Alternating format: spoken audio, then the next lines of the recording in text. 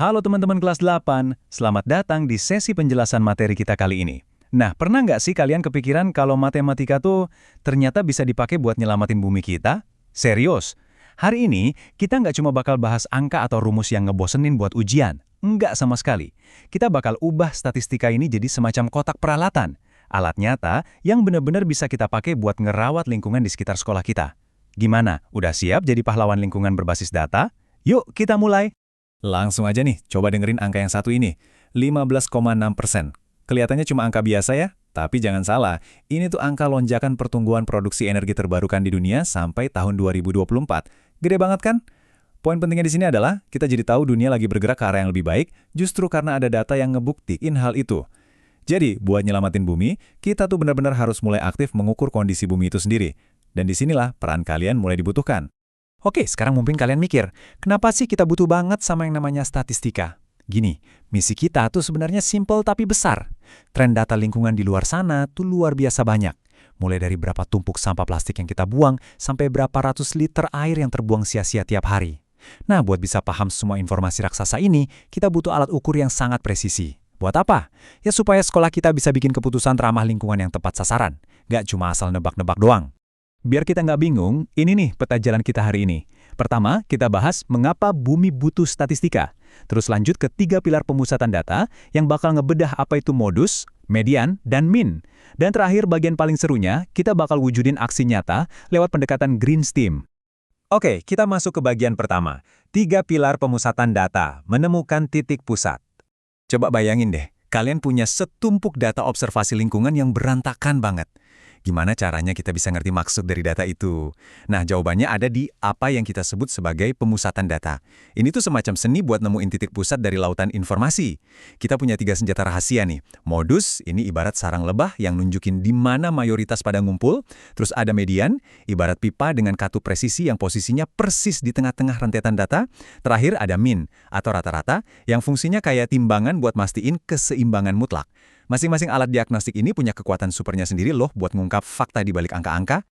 Sekarang kita masuk ke bagian 2, modus, menemukan mayoritas lingkungan. Kita mulai dari senjata pertama, modus. Alat ini paling simple, tapi jangan salah, dampaknya luar biasa. Aturannya cuma 2 langkah. Gampang. Pertama, kalian hitung frekuensinya, alias seberapa sering sih sebuah data itu muncul. Terus langkah kedua, ya tinggal cari aja data mana yang angka frekuensinya paling tinggi. Udah, sesimpel itu.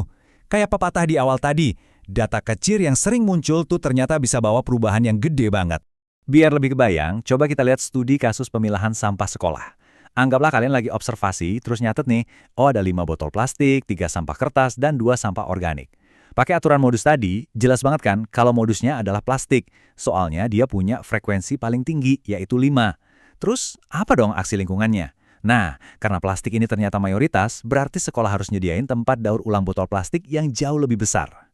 Keren kan? Dari sekedar data, langsung berubah jadi solusi nyata. Lanjut ke bagian 3, median, mencari titik tengah objektif. Kalau tadi modus itu nyari keramaian, beda lagi sama median. Median ini nyari keadilan posisi. Dia adalah sang pencari titik tengah yang benar-benar objektif. Tapi ingat, median punya satu aturan emas yang haram hukumnya buat dilanggar. Kalian harus, wajib, selalu ngurutin datanya dari yang paling kecil ke yang paling besar dulu. Nah, kuncinya tuh ada di jumlah datanya. Kalau jumlah datanya ganjil, gampang. Median itu angka yang duduk manis persis di tengah. Tapi kalau jumlah datanya genap, nah loh, gimana tuh? Caranya kalian ambil 2 angka yang paling tengah, terus cari deh rata-ratanya. Yuk kita lihat contoh aslinya. Di studi kasus tinggi tanaman hidroponik ini, kita punya 9 tanaman. Berarti ini data ganjil ya.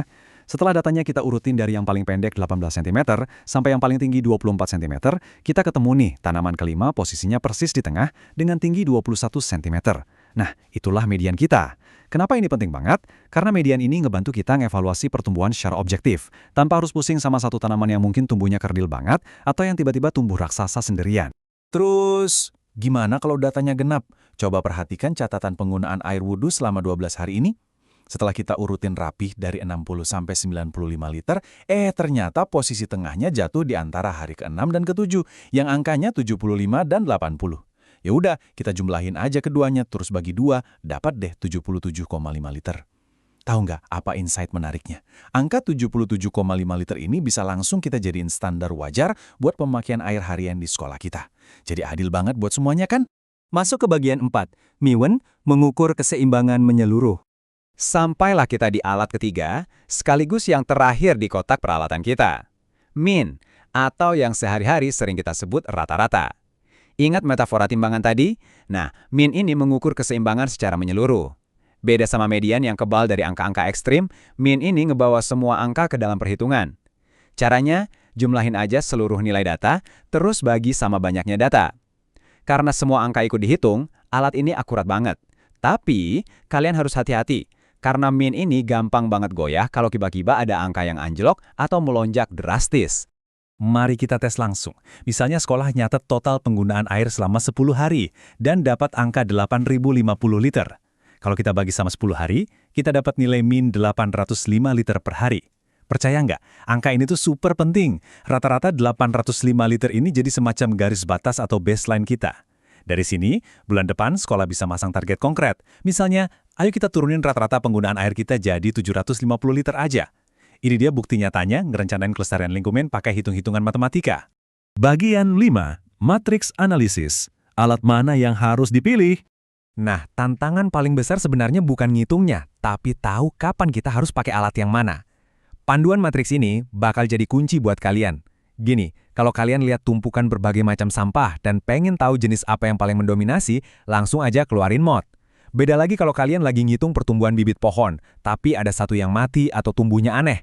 Nah, di situasi kayak gini, pakai median biar datanya tetap masuk akal. Tapi kalau kepala sekolah minta kalian ngevaluasi total pemakaian listrik bulan ini buat ngatur anggaran, udah pasti min adalah senjata yang wajib kalian pilih. Bagian 6, wujudkan aksi dengan Green Steam. Oke, sekarang datanya udah ada, kita juga udah ngerti cara ngitung pusat datanya. Terus buat apa semua ini? Nah, disinilah pendekatan Green Steam ngerangkai semuanya jadi aksi nyata. Kita mulai dari S alias Science, dengan mengobservasi alam sekitar kita. Terus datanya kita masukin pakai T, teknologi, lewat aplikasi spreadsheet biar rapi. Lanjut ke M, mathematics, di mana kita ngitung modus, median, dan min tadi. Dari hasil hitungan itu, bagian E, engineering, mulai kerja ngerancang solusi, mungkin bikin jalur daur ulang atau sistem keran otomatis. Terakhir, A atau art, yang ngebungkus data tadi jadi infografis super keren supaya seluruh warga sekolah mau ikut bergerak.